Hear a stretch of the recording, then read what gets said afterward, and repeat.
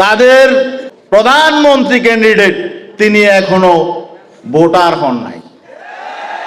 তো যে ভোটার হয় নাই সে নির্বাচন করবে কিভাবে?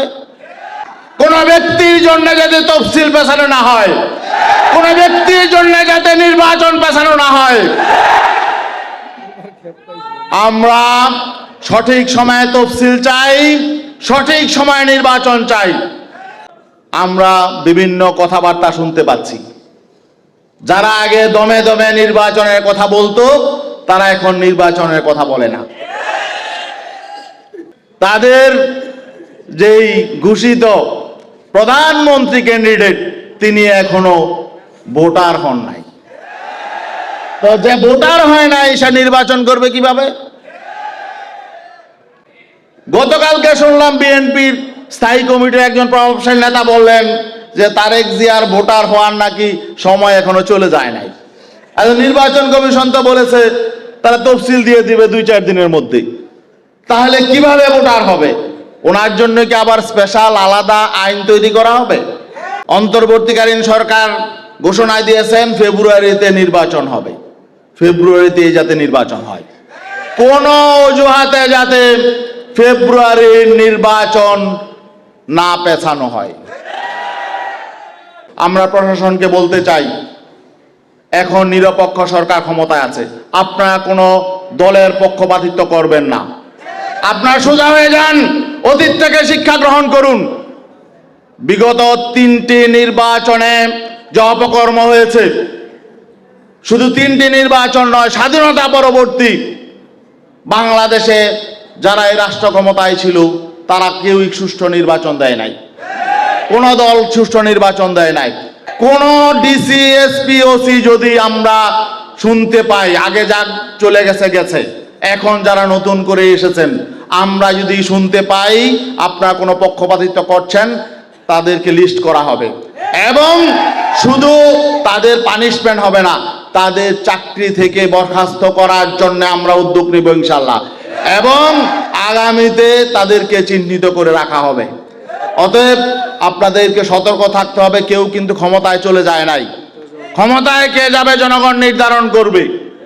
আমরা বিশ্বাস করি জনগণ এবার ভুল করবে না, ইসলামী এবং দেশপ্রেমিক শক্তিকে জনগণ ক্ষমতায় নিয়ে আসবে ইনশাআল্লাহ।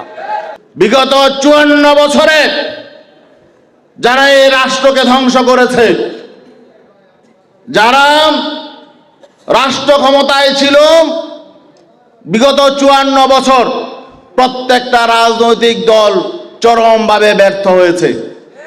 বিগত দিনে যারা ব্যর্থ হয়েছে, জনগণ সামনে তাদেরকে আর রাষ্ট্র ক্ষমতায় দেখতে চায় না। এজন্যই আজকে জনগণ ইসলামী এবং দেশপ্রেমিক শক্তির পেছনে ঐক্যবদ্ধ হচ্ছে, আর এটা দেখে তাদের মাথা গরম হয়ে গেছে। আমরা পরিষ্কার বলতে চাই, অন্তর্বর্তীকালীন সরকার ঘোষণা দিয়েছেন ফেব্রুয়ারিতে নির্বাচন হবে, ফেব্রুয়ারিতে যাতে নির্বাচন হয়। কোন অজুহাতে যাতে ফেব্রুয়ারির নির্বাচন না পেছানো হয়। আমরা বিভিন্ন কথাবার্তা শুনতে পাচ্ছি, যারা আগে দমে দমে নির্বাচনের কথা বলতো তারা এখন নির্বাচনের কথা বলে না। কারণ কি? তাদের যেই ঘোষিত প্রধানমন্ত্রী ক্যান্ডিডেট তিনি এখনো ভোটার হন নাই। তো যে ভোটার হয় নাই সে নির্বাচন করবে কিভাবে? গতকালকে শুনলাম বিএনপির স্থায়ী কমিটির একজন প্রভাবশালী নেতা বললেন যে তারেক জিয়ার ভোটার হওয়ার নাকি সময় এখনো চলে যায় নাই। আর নির্বাচন কমিশন তো বলেছে তারা তফসিল দিয়ে দিবে 2-4 দিনের মধ্যে। তাহলে কিভাবে ভোটার হবে? ওনার জন্য কি আবার স্পেশাল আলাদা আইন তৈরি করা হবে? কোন ব্যক্তির জন্য যাতে তফসিল পেছানো না হয়, কোন ব্যক্তির জন্য যাতে নির্বাচন পেছানো না হয়, আমরা সঠিক সময়ে তফসিল চাই, সঠিক সময়ে নির্বাচন চাই। গোটা বাংলাদেশে নতুন করে বিভিন্ন জেলায়, প্রত্যেকটা জেলায় ডিসিএসপি নিয়োগ দেওয়া হয়েছে, বদলি করা হয়েছে, প্রত্যেক থানায় ওসি বদলি করা হয়েছে। আমরা প্রশাসনকে বলতে চাই, এখন নিরপেক্ষ সরকার ক্ষমতায় আছে, আপনারা কোনো দলের পক্ষপাতিত্ব করবেন না। আপনারা সোজা হয়ে যান, অতীত থেকে শিক্ষা গ্রহণ করুন। বিগত 3টি নির্বাচনে যে অপকর্ম হয়েছে, শুধু 3টি নির্বাচন নয়, স্বাধীনতা পরবর্তী বাংলাদেশে যারা এই রাষ্ট্র ক্ষমতায় ছিল তারা কেউই সুষ্ঠু নির্বাচন দেয় নাই, কোনো দল সুষ্ঠু নির্বাচন দেয় নাই। আমরা অতীতের মতো প্রশাসনের নির্বাচন চাই না।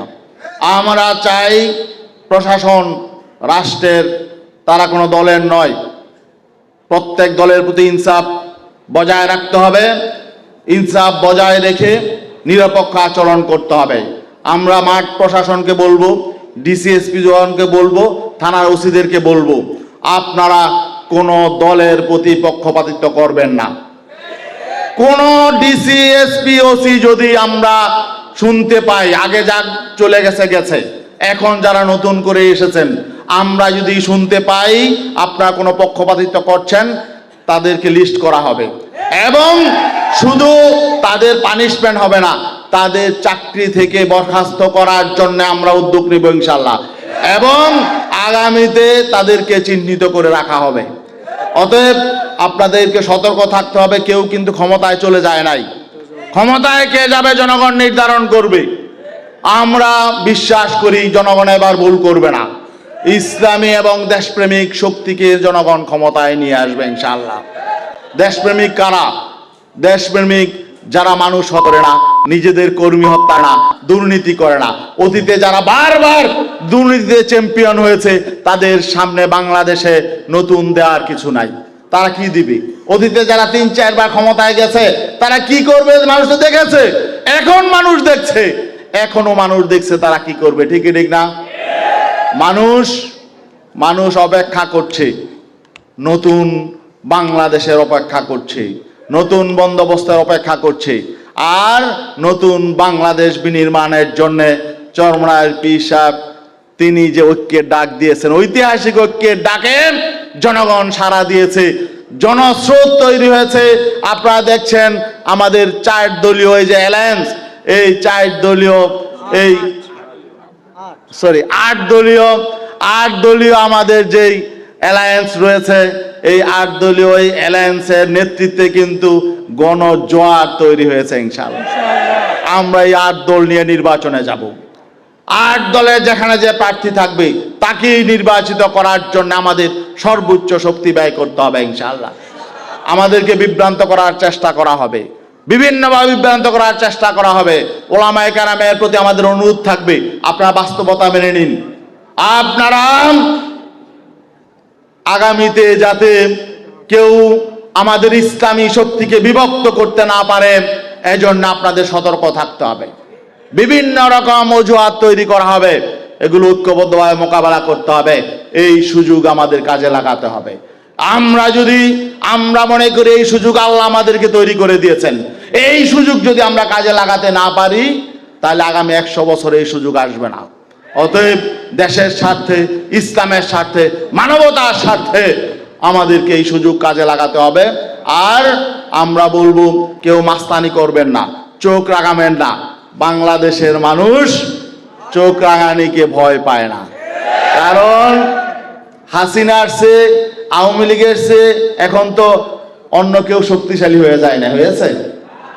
তারাই কিন্তু ভারতে পালিয়েছে, অনেকের কিন্তু যাওয়ারও জায়গা নাই। আমরা তো দেশ ছেড়ে কোথাও যাব না।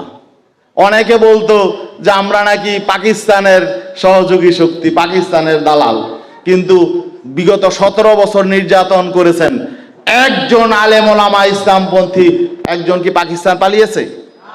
পাকিস্তান যায় না। কিন্তু আপনাদেরকে আমরা বলতাম ভারতের দালাল, আপনারা ঠিকই কিন্তু ভারতে আশ্রয় নিয়েছেন। আপনাদের প্রিয় জায়গায় আপনারা চলে গেছেন, নতুন করে আর কেউ ভাড়াও যাওয়ার চেষ্টা করবেন না। ভারত আমেরিকা কাউকে ক্ষমতায় নিয়ে যেতে পারবে না। ক্ষমতায় যেমন রক্ষা করতে পারে নাই, আগামীতে কাউকে ক্ষমতায় নিয়ে যেতেও পারবে না। আমরা বাংলাদেশের জনগণ, বাংলাদেশের ভাগ্য আমরা নির্ধারণ করব ইনশাআল্লাহ। অন্য কাউকে এখানে বরদাস্ত করব না। সবাইকে ধন্যবাদ। ছাত্র আন্দোলনের আগামী যে নতুন নেতৃত্ব আসবে, নতুন নেতৃত্ব আগামীতে জাতীয় নির্বাচনকে চ্যালেঞ্জ হিসাবে নিতে হবে। আমাদেরকে প্রত্যেকটা আসনে ছাত্র আন্দোলনের বন্ধুরা সেখানে সর্বোচ্চ ত্যাগ কুরবানি দিয়ে জনগণের হৃদয় জয় করে আগামীতে যাতে ইসলামী এবং দেশপ্রেমিক শক্তি ক্ষমতায় গিয়ে আমাদের স্বপ্নের দেশ বিনির্মাণ করতে পারে এমন একটি পথ রচনা করতে হবে। সবাইকে ধন্যবাদ। আসসালামু আলাইকুম।